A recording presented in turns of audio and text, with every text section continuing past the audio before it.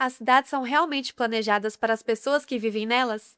Essa será a pergunta que dará início ao primeiro debate do episódio de Arquidelas.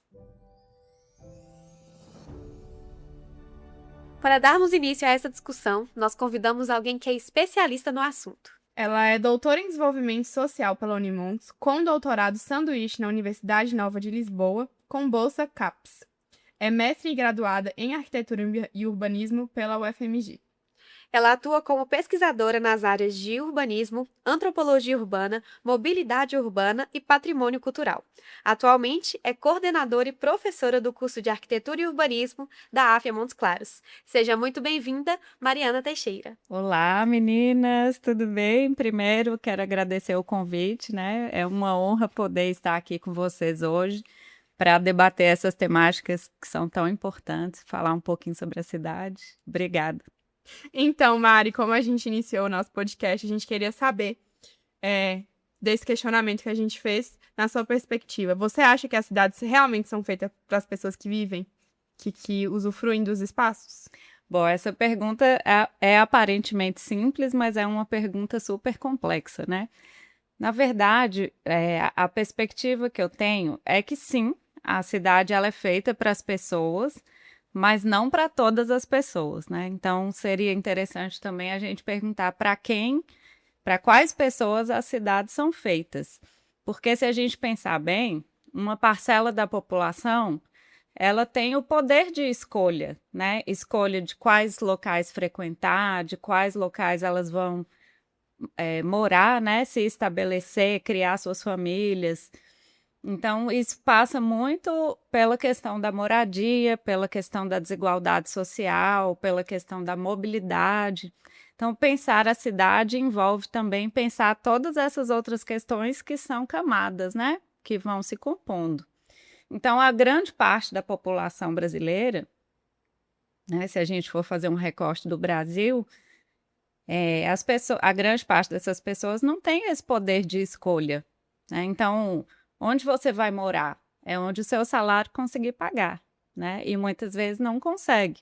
Então, essas pessoas elas vão acabar se instalando, se alojando em locais de risco ou em locais mais distantes do que elas gostariam.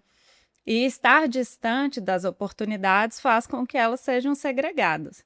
Então, assim, né, a gente voltando à pergunta aqui, algumas pessoas realmente são priorizadas na cidade. Por exemplo, se eu tenho uma boa condição financeira e eu gosto de um estilo de vida mais urbano, de fazer as coisas a pé, eu posso escolher morar num prédio ou numa casa que seja próxima ao centro ou próximo a algum subcentro. Porque no dia a dia a gente precisa de comércio, a gente precisa de farmácia, de banco, de supermercado, a gente precisa de mobilidade, né? Se você não tiver seu próprio veículo, você precisa do transporte público. Então, se você está num local privilegiado na cidade, você consegue ter tudo isso. Então, nesse caso, a gente pode dizer que a cidade foi pensada para essas pessoas. Então, se essa pessoa com a condição financeira prefere um estilo de vida mais bucólico, do campo, com mais segurança, entre aspas, essa pessoa tem a opção de ir para um condomínio fechado, ou para uma área mais rural, para um sítio, alguma coisa assim. Então, se pensar na perspectiva de quem pode escolher, a cidade é muito interessante, né? Mas para todo o restante da população que cabe onde o seu dinheiro se encaixa, é algo muito complexo para a gente pensar. Então, seria interessante, talvez, a gente pensar a cidade a partir de cada bairro ou a partir de cada região, né? Que essa resposta ela não vai ser única, ela vai ser desigual. Por quê? O que é que nós temos em Montes Claros e em várias cidades do Brasil? Cidades desequilibradas, né? Que atendem melhor uma parte e atendem pior uma grande parte da população. Entrando nessa questão de lazer, acesso a parques, acesso a praças, é um ponto muito importante da gente comentar a respeito dos bairros, né? Tem bairros que têm muito mais parques, mais maneiras e formas de ter lazer e outros que não têm. Você poderia comentar um pouco mais sobre isso?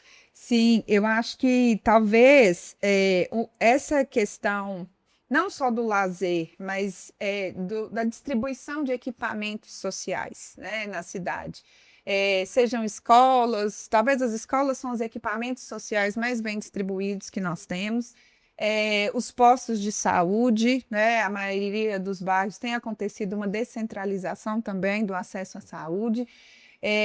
Mas do lazer, né, é uma situação ainda bastante problemática, o esporte e o lazer no município. Eu falo isso porque já venho de 3 anos representando a universidade no Conselho Municipal de Esporte e Lazer, que é um espaço de debate, um espaço consultivo, que são levadas demandas, né, da cidade, da população, para que a gente possa equacionar junto com as políticas que são pensadas para o desenvolvimento do esporte e do lazer.